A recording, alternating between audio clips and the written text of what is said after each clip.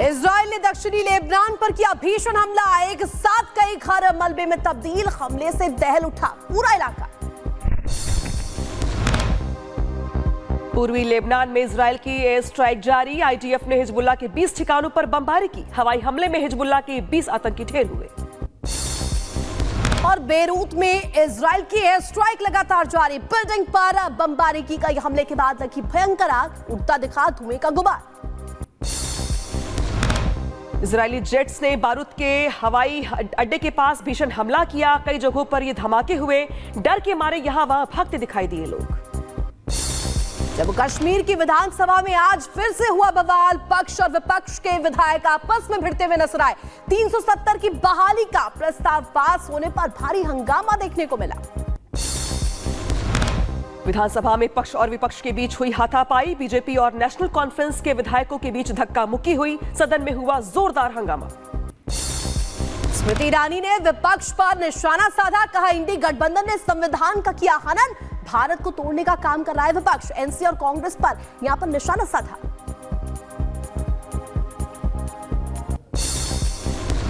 उधर गृह मंत्री अमित शाह ने 2 दिवसीय आतंकवाद विरोधी सम्मेलन की शुरुआत यहां पर की है। एनआईए ने अपना काम बखूबी से निभाया, ये उनकी ओर से कहा गया। इंदौर में सीएम मोहन यादव का बड़ा बयान। कहा हिंदुओं को छेड़ने वालों को हिंदू छोड़ेगा नहीं। ना हमने किसी को दबाया और ना हमें कोई दबा सकता है।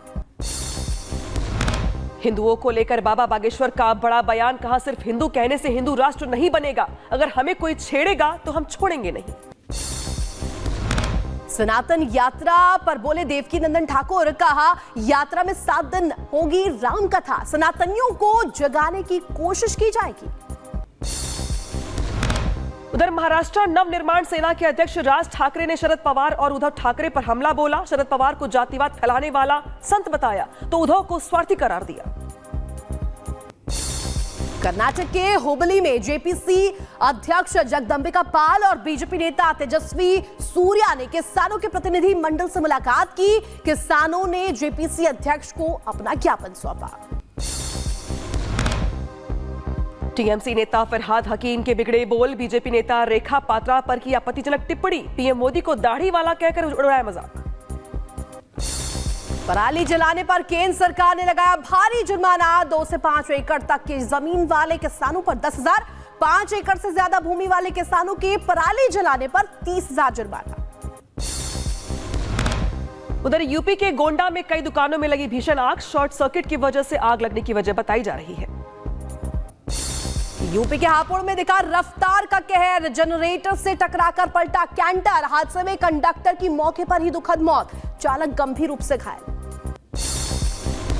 कुपवाड़ा में सेना ने आतंकी के पास से हथियार किए बरामद। AK-47, 2 hand grenade, 4 AK magazine समेत भारी मात्रा में गोला बारूद बरामद किया गया। बेंगलुरु में बस चलाते वक्त ड्राइवर को आया हार्ट अटैक। अटैक आने से हुई मौत। साथ में बैठे शख्स किसी तरह से बस को संभालते हुए नजर आए। उधर झारखंड के चतरा में लीग के छात्रों ने निकाला मार्च। शेख हसीना की वापसी की मांग की। चतरा लीग पर लगे प्रतिबंध को हटाने की बात भी कही। बांदा में शिवलिंग मंदिर के पास अवैध तरीके से मस्जिद और मज़ारों के निर्माण का दावा।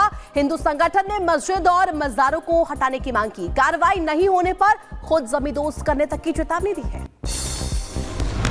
उधर एमपी के बैतूल में जमीनी विवाद का मामला सामने आया। प्रशासन ने नहीं सुनी गुहार। 23 परिवारों ने राष्ट्रपति से मांगी इच्छा मृत्यु। यूपी के शाहजहांपुर में स्वास्थ्य विभाग का छापा। एडिशनल सीएमओ ने निजी प्राइवेट अस्पतालों का निरीक्षण किया। गंदगी देख सीएमओ ने लगाई जमकर फटकार। दिए सख्त कार्रवाई के निर्देश। कैलिफोर्निया के जंगलों में लगी भीषण आग। रिहायशी इलाकों तक फैल रही है आग। तेज हवाओं की वजह से आग बुझाने में हो रही परेशानी। कैलिफोर्निया में आसपास के इलाके में पूरी तरीके से कराया गया इस इलाके को खाली। रिहायशी इलाकों तक पहुंचा धुआं। सांस लेने में लोगों को हो रही दिक्कत।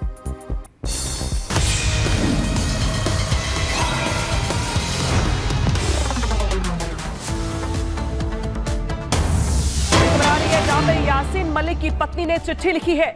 मशाल हुसैन ने राहुल गांधी से हस्तक्षेप की मांग की है।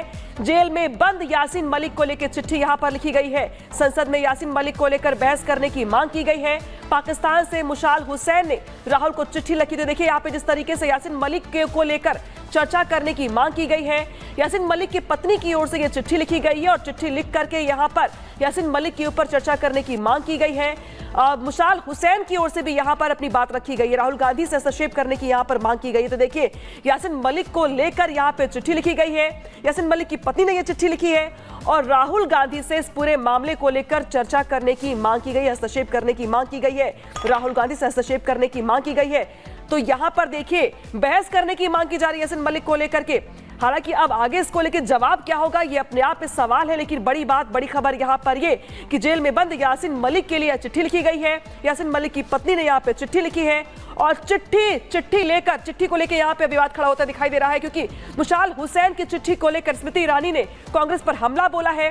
आतंक फैलाने वाले अब कांग्रेस से सहारा मांग रहे हैं, ये स्मृति ईरानी की ओर से कहा गया है। सुनवाते हैं आपको। हम में से कोई भी हिंदुस्तानी क्या किसी आतंकवादी या आतंकवाद के समर्थन में कही हुई बात का समर्थन करेंगे? क्या किसी भी आतंकवादी का इतना साहस होगा कि आप में से किसी हिंदुस्तानी को संपर्क करके कहे भी मेरी बात पहुंचा दो? देश की संसद में नहीं, क्योंकि वो भी जानते हैं कि आपके लिए आपका देश सर्वोपरि। तो ऐसा क्या है कि आतंक फैलाने वाले अब कांग्रेस से सहारा मांग रहे हैं?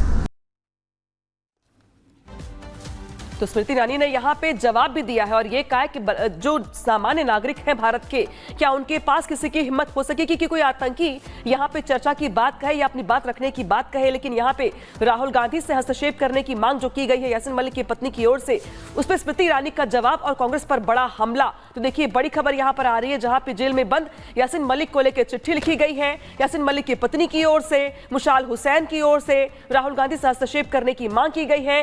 लेकिन अब इस मांग को लेकर और इस पूरी की पूरी घटना को लेकर बीजेपी हमलावर है और बीजेपी की ओर से पूर्व केंद्रीय मंत्री स्मृति ईरानी ने यहां पे सवाल खड़े किए हैं कि आखिर इतनी हमदर्दी क्यों है राहुल गांधी को, आखिर क्यों यासीन मलिक की पत्नी ने राहुल गांधी को चिट्ठी लिखी है, हस्तक्षेप करने की मांग की है। आखिर कैसे किसी आतंकी की पत्नी की इतनी हिम्मत हो गई कि वो भारतीय नागरिक से हस्तक्षेप करने की मांग करे। तो देखिए यहाँ पे जेल में यासीन मलिक है, लेकिन मदद का जो यहाँ पर सीन बन रहा है, क्योंकि जिस तरीके से उसकी पत्नी की ओर से जो मांग रखी गई, हस्तक्षेप करने की मांग यहाँ पे की गई है, बहस करने की मांग की गई है, इसको लेकर के बीजेपी के निशाने पर कांग्रेस आ गई है।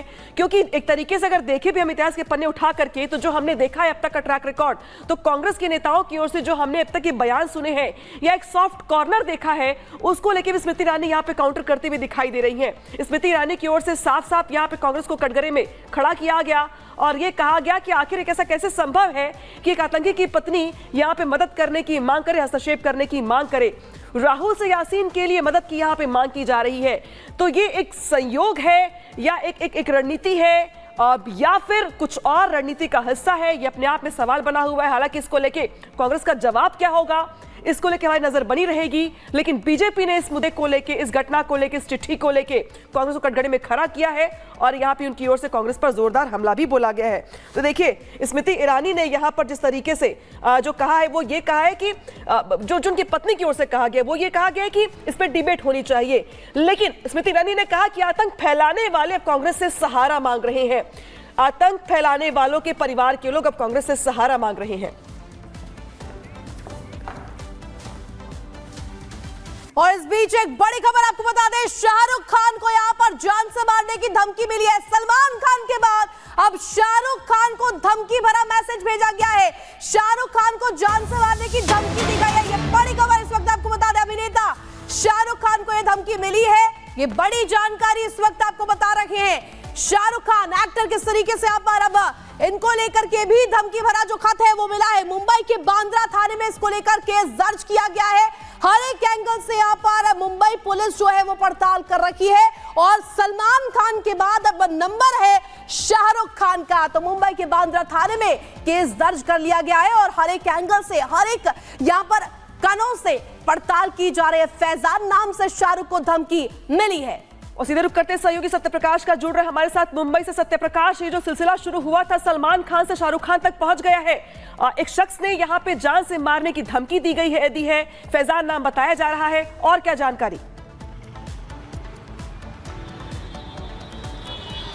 देखिए, मुंबई पुलिस को जो जानकारी मिली है उसके अनुसार मुंबई पुलिस ने बांद्रा पुलिस स्टेशन में मामला दर्ज कर लिया है। शाहरुख खान को धमकी मिली है, क्योंकि जिस तरह से पहले ही सलमान खान को लगातार धमकियां मिल रही थी, कहीं न कहीं अब शाहरुख खान का धमकी मिला है। इसके बाद मुंबई पुलिस अलर्ट हो गई और साथ ही सुरक्षा व्यवस्था बढ़ा दिया गया है।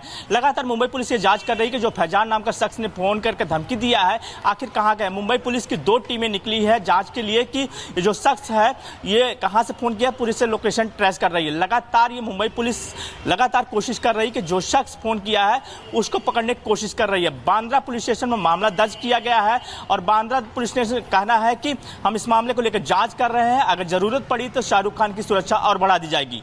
जी बिल्कुल, और जिस तरीके से आप यहाँ पर कह रहे हैं, ये जो फैजान नाम का व्यक्ति है जो कि रायपुर का रहने वाला है, इसको लेकर के क्या ट्रेस कर लिया गया है, क्या इसे पहचान लिया गया है, कहाँ का किस तरीके से इस धमकी को इसने अंजाम दिया?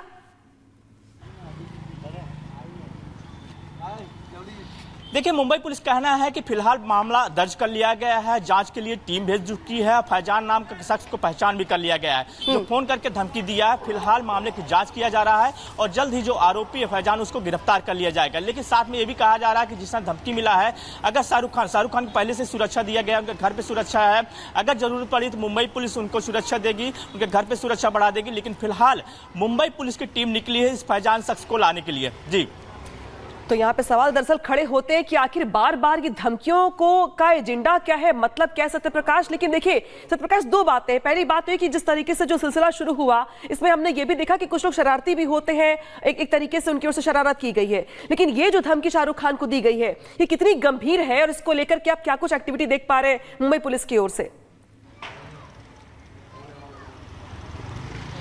देखिए, इसके पहले जिस तरह से सलमान खान को लगातार धमकियां मिल रही थी, जिस तरह से मुंबई पुलिस कंट्रोल रूम को धमकियां मिली, इसके बाद मुंबई पुलिस ने आरोपी का अरेस्ट किया, लेकिन वो मजाक तौर पे धमकियां मिली, कई ऐसी चीजें सामने आई। लेकिन सलमान खान का जो मामला आया उसको लेकर मुंबई पुलिस जांच कर रही है। बांद्रा पुलिस स्टेशन में मामला दर्ज कर लिया गया है। फैजान नाम शख्स का जो है उसकी पहचान भी कर लिया है। मुंबई पुलिस का कहना है कि जल्द ही आरोपी का अरेस्ट कर लिया जाएगा। लेकिन फिलहाल कहीं के सुरक्षा से लिहाज है, कोई कोताही नहीं बरतना चाहती मुंबई पुलिस। इसको लेकर कहीं न कहीं उनके घर पर और शाहरुख खान की सुरक्षा बढ़ाने की भी बात कर रहे हैं कि अगर जरूरत पड़ी तो उनकी भी सुरक्षा बढ़ाई जाएगी। क्योंकि जिस तरह से सलमान खान को पहले कई ऐसी धमकियां मिल चुकी है, फोन करके मैसेज के जरिए लगातार धमकियां मिल रही है। उसके बाद शाहरुख खान का भी नाम आ गया कि शाहरुख खान को भी धमकी मिली है। उसके बाद बांद्रा पुलिस स्टेशन ने मामला दर्ज करके आरोपी को पकड़ने की कोशिश कर रही है। बिल्कुल, और जिस तरीके से आपने जानकारी दी है नजर बना के रखिएगा। और अब बात करेंगे मोदी और ट्रंप की दोस्ती को लेकर के, जिसकी वजह से दुश्मनों में हड़कंप है।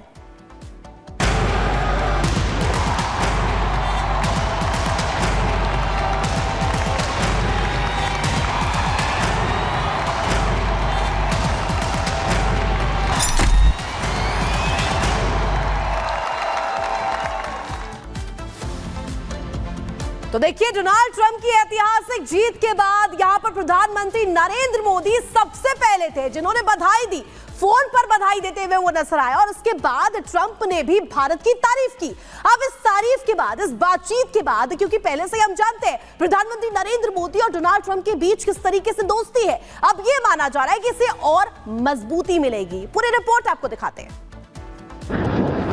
The 47th President of the United States.